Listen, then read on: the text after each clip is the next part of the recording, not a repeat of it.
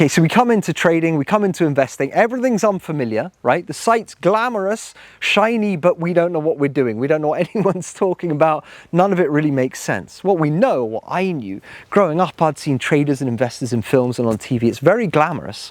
There's this huge barrier to entry, right? There was no way I could really break into that world. Now that we've got sort of the new technology and these new websites, many of us are coming in and we're losing our money. Statistically, it's not the sort of really super rich who are losing their money, it's the retail investors. We're losing what little money we have. Why?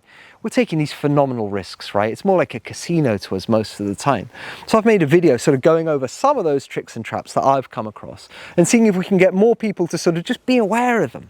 Just be aware that we're all going to be sort of subject to these, I don't know, temptations.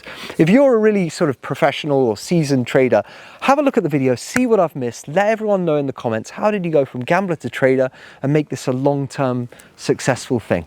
See you.